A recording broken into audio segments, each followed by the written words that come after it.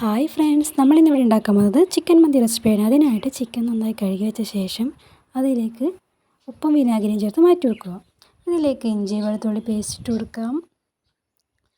പിന്നീട് കറുവപ്പട്ട, ഏലക്ക ഇട്ട് കൊടുക്കാവുന്നതാണ്.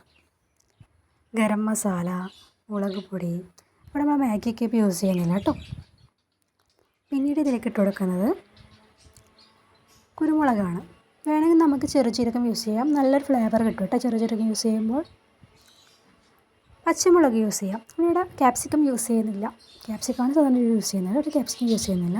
അതിനുശേഷം നമ്മൾ ഓയിൽ ഏതും തന്നെ റിഫൈൻഡ് ഓയിൽ ഇട്ടതിന് ശേഷം ചിക്കൻ നന്നായിട്ട് മിക്സാക്കി വെക്കാം. ഇത് നമുക്ക് കുറച്ച് നേരം മാറ്റി വെക്കാൻ വേണ്ടി, നന്നായിട്ട് ചിക്കനിലേക്ക് മസാലകളൊക്കെ പിടിക്കാൻ വേണ്ടിയിട്ട്.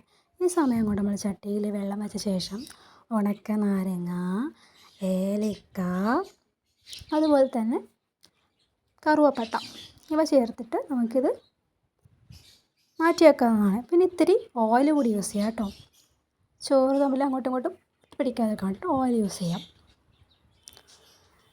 ഇത് നന്നായിട്ട് തിളച്ച് വരാൻ വേണ്ടിയിട്ട് നമുക്ക് മൂടി വെക്കാം. ഈ സമയം കൊണ്ട് നേരത്തെ മാറ്റി വെച്ച ചിക്കൻ ഒരു പകുതി വേവാൻ വേണ്ടിയിട്ട് അടുപ്പത്ത് വെക്കാം. കഴുകി വെച്ച ഏതെങ്കിലും തന്നെ റൈസ്, നിങ്ങൾക്ക് ഇഷ്ടമുള്ള റൈസ് യൂസ് ചെയ്യുന്നതാണ്. അത് ഈ തിളച്ച വെള്ളത്തിലേക്ക് ഇട്ട് കൊടുക്കാം. ഈ സമയം കൊണ്ട് ചിക്കൻ പകുതി വേവായിട്ടുണ്ട്, അതുപോലെ തന്നെ ചോറും പകുതി വേവായിട്ടുണ്ട്. ഇത് ഇതിൻ്റെ മുകളിലേക്ക് ഇട്ട് കൊടുക്കാം. ഇതിൻ്റെ മുകളിലേക്ക് നമ്മൾ കുറച്ച് ജീരകം ഇട്ട് കൊടുക്കുന്നുണ്ട്. പിന്നെ നമ്മൾ ഇട്ട് കൊടുക്കുന്നതെന്ന് വെച്ചാൽ നമ്മൾ ചിക്കൻ ഹാഫ് വേവാക്കി വെച്ചില്ലേ, അതിൽ നിന്ന് കുറച്ച് ഓയിൽ കിട്ടും. അത് ചിക്കൻ്റെ വെള്ളം അത് കുറച്ച് ഇതിലേക്ക് ഒഴിച്ചു കൊടുക്കാം. നല്ലൊരു ഫ്ലേവർ കിട്ടും കേട്ടോ, മന്തിക്ക് നല്ലൊരു ഫ്ലേവർ കിട്ടാൻ സഹായിക്കുന്നതാണ്. എന്നിട്ടത് ഇച്ചിരി നേരം നമുക്ക് അടച്ചു വെക്കാം. ഈ സമയം കൊണ്ട് നന്നായിട്ട് ഇതായിട്ട് കിട്ടിയിട്ടുണ്ട്, നന്നായിട്ട് മിക്സാക്കി എടുക്കാം. അങ്ങനെ നമ്മുടെ മന്തി റെസിപ്പി ഇവിടെ റെഡി ആയിട്ടുണ്ട്. എല്ലാവർക്കും ഇഷ്ടപ്പെട്ടെങ്കിൽ ലൈക്ക്, ഷെയർ, സബ്സ്ക്രൈബ് ചെയ്യുക.